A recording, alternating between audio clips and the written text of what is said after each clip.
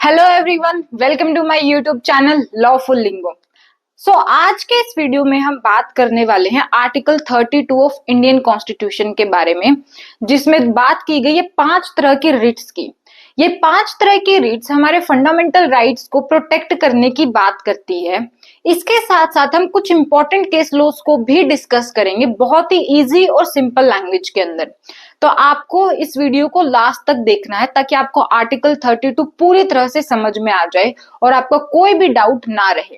फिर भी अगर आपका कोई भी डाउट होता है तो do let me know in the comment box.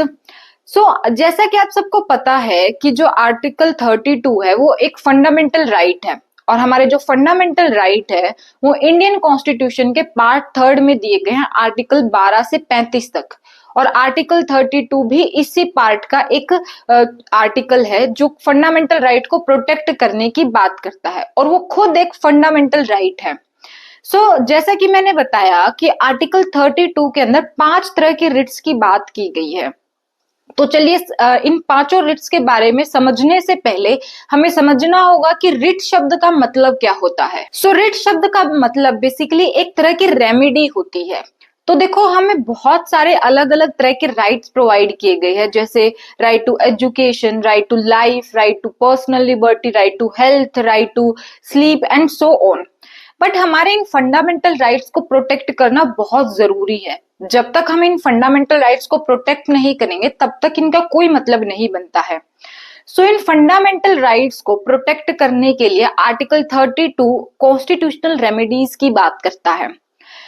Indian constitution के अंदर मेनली 4 आर्टिकल्स है जो फंडामेंटल राइट को प्रोटेक्ट करने की बात करते हैं, जिनमें पहला आर्टिकल है आर्टिकल 13, जिसके बारे में हम पहले ही एक बहुत ही इजी और सिंपल लैंग्वेज के अंदर वीडियो बना चुके हैं, तो प्लीज जाकर हमारे इस वीडियो को देखिए। एंड दूसरा आर्टिकल है आर्टिकल 32 और तीसरा आर्टिकल है आर्टिकल 226। इन दोनों आर्टिकल्स के बारे में आज के इस वीडियो में हम बात करने वाले हैं। और हमारा 4th आर्टिकल है जो फंडामेंटल राइट को प्रोटेक्ट करने की बात करता है, वो आर्टिकल है 359, जो कि नेशनल इमरजेंसी के बारे में बात करता है। आर्टिकल 359 कहता है कि इमरजेंसी के अलावा बाकी किसी भी सिचुएशन में फंडामेंटल राइट को कर्टेल नहीं किया जा सकता है। तो चलिए अब समझते हैं हमारे आर्टिकल 32 के बारे में। आगे बढ़ने से पहले आपको ये पता होना चाहिए कि डॉक्टर BR अम्बेडकर ने आर्टिकल 32 को heart and soul of the constitution भी कहा है। तो चलिए अब बात करते हैं हमारे इंडियन कॉन्स्टिट्यूशन के आर्टिकल 32 के बारे में। आर्टिकल 32 मेनली 2 तरह की पावर्स प्रोवाइड करता है, एक तो सिटीजन्स को और एक सुप्रीम कोर्ट ऑफ इंडिया को। आर्टिकल 32 में पहली पावर ये दी गई है सिटीजन्स को कि अगर उनका कोई भी फंडामेंटल राइट वोलेट होता है तो वो डायरेक्ट सुप्रीम कोर्ट को अप्रोच कर सकते हैं आर्टिकल 32 का यूज करके। दूसरा, आर्टिकल 32 में ये कहा गया है कि अगर आर्टिकल 32 में किसी भी पर्सन का कोई फंडामेंटल राइट वोलेट होता है तो सुप्रीम कोर्ट को ये पावर दी गई है कि फंडामेंटल राइट को प्रोटेक्ट करने के लिए वो 5 तरह के रिट्स को इशू कर सकते हैं। और इसी फीचर की वजह से सुप्रीम कोर्ट को फंडामेंटल राइट का प्रोटेक्टर और गारंटर भी कहा जाता है।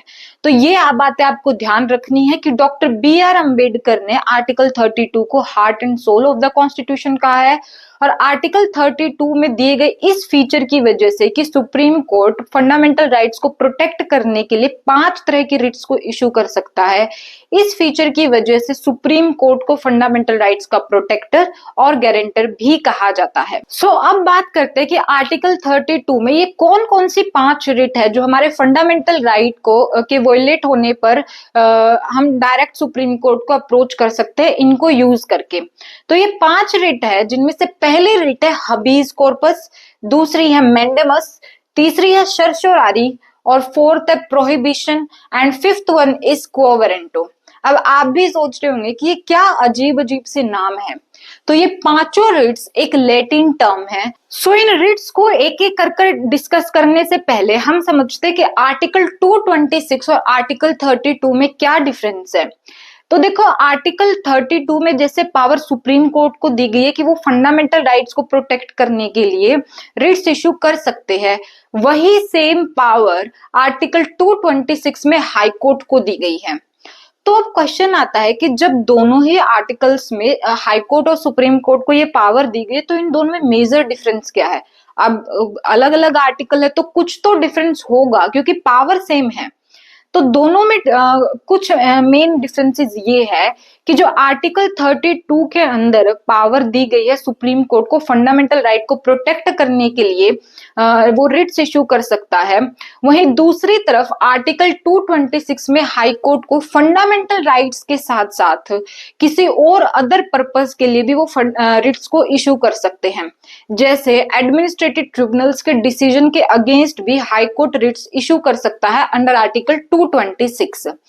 दूसरा अगर हम डिफरेंस की बात करें तो दूसरा मेन डिफरेंस ये हो सकता है कि जो आर्टिकल 32 के अंदर सुप्रीम कोर्ट को पावर दी गई है, तो आर्टिकल 32 अपने आप में एक फंडामेंटल राइट है जो इंडियन कॉन्स्टिट्यूशन के पार्ट 3 में प्रोवाइड किया गया है।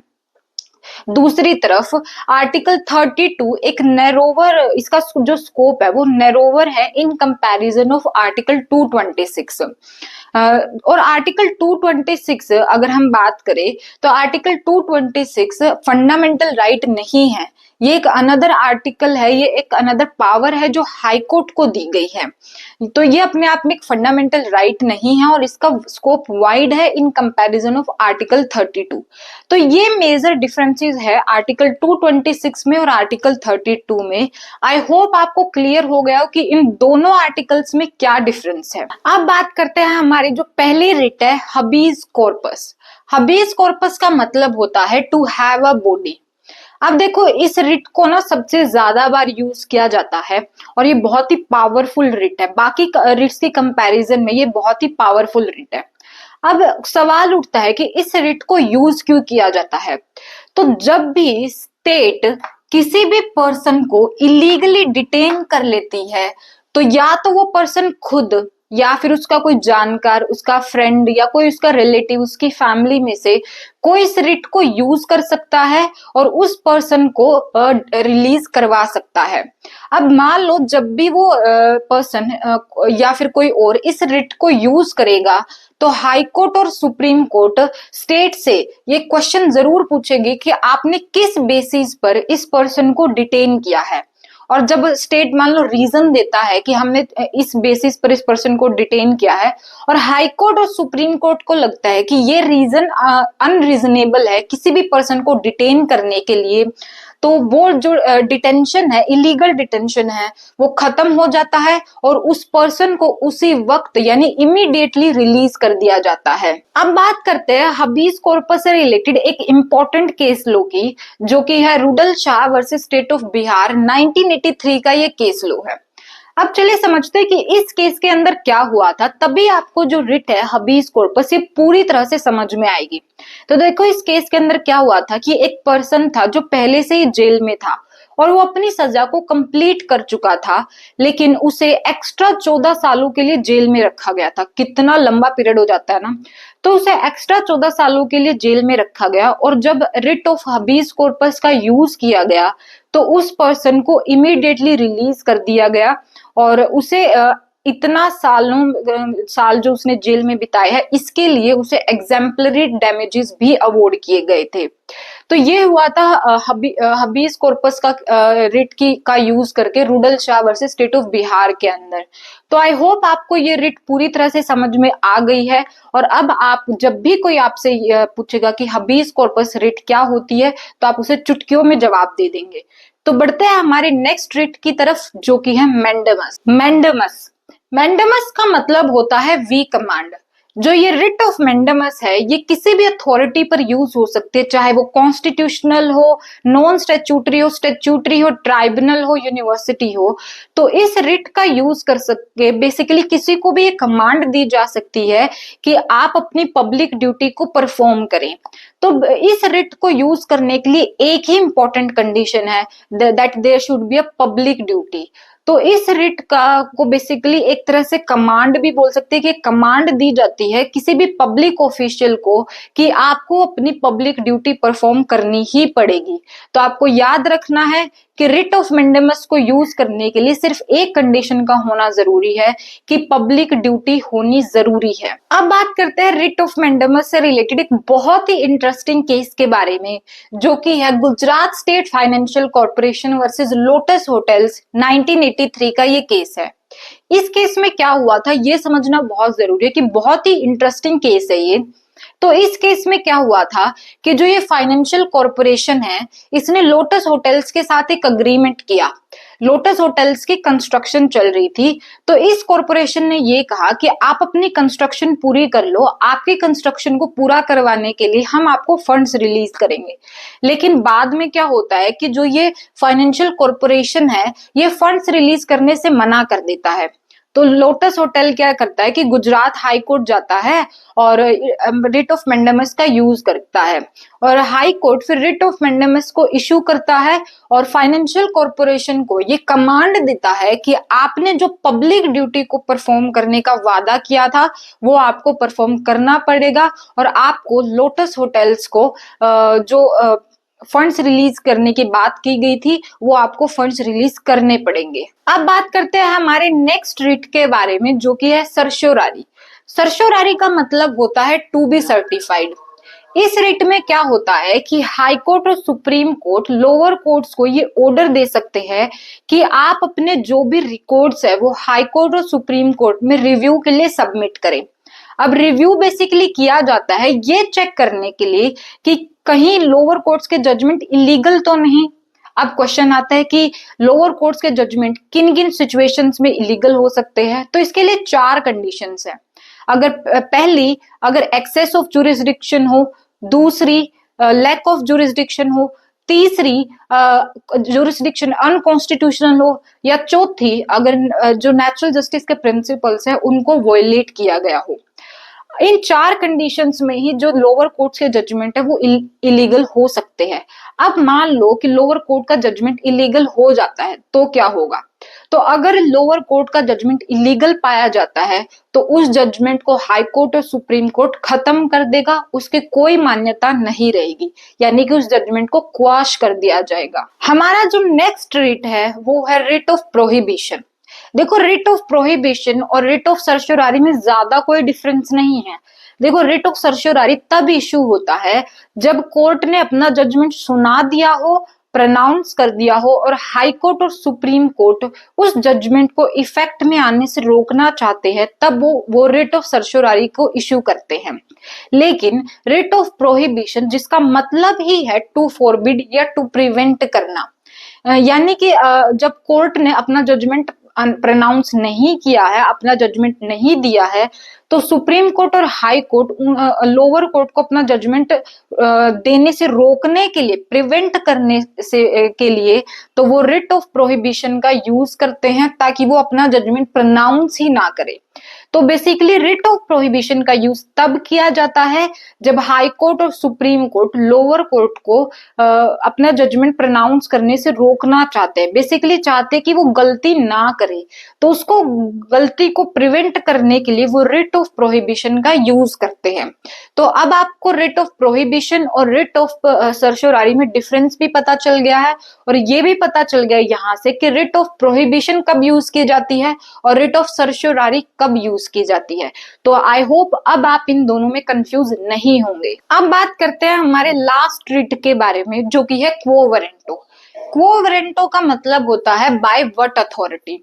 अब देखो, जैसे कि हम किसी कॉलेज के अंदर एडमिशन लेते हैं, तो वहां पर एडमिशन के लिए या तो आपको मेरिट लिस्ट के अंदर आना होता है, या फिर आपको एक एंट्रेंस टेस्ट को क्लियर करना पड़ता है, तब आप जाकर एलिजिबल होते हो उस कॉलेज में एडमिशन लेने के लिए। या फिर मान लो जब आप किसी ऑफिस के अंदर काम कर रहे हो, तो या आपको प्रमोट किया जाता है या प्रमोट होते हो, तो बेसिकली प्रमोशन के लिए भी एक होता है ना कि आपको उस ऑफिस के अंदर इतने सालों का एक्सपीरियंस होना चाहिए, आपका काम अच्छा चल रहा है, तो तब जाकर आप एलिजिबल होते हो उस पोस्ट के लिए, है ना।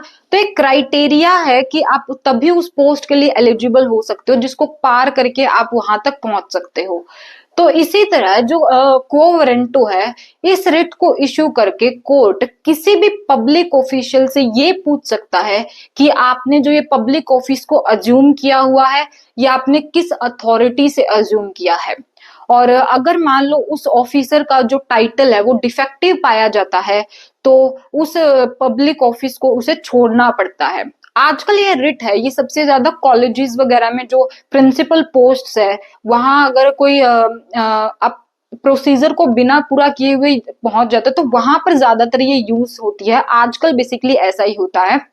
तो क्वो वारंटो पब्लिक ऑफिशियल से ये पूछा जाता है कि आपने किस अथॉरिटी से इस ऑफिस को अज्यूम किया है।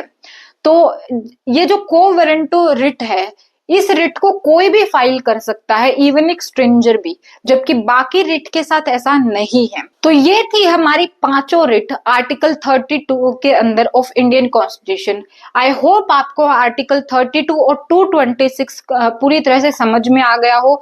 इसके साथ साथ हमने कुछ इंपॉर्टेंट केस लॉज भी डिस्कस किए, जो मैं उम्मीद करूंगी कि आप लोगों को समझ में आ गए हो। तो नेक्स्ट किस प्रोविजन के बारे में आप समझना चाहते हैं, तो do let me know in the comment box. अगर आपका कोई भी डाउट है, आप कोई चीज सजेशन में देना चाहते हैं, तो प्लीज आप हमें कमेंट कर सकते हैं। आपके कमेंट से ही हमें पता चलेगा कि हमें कहाँ इंप्रूव करने की जरूरत है।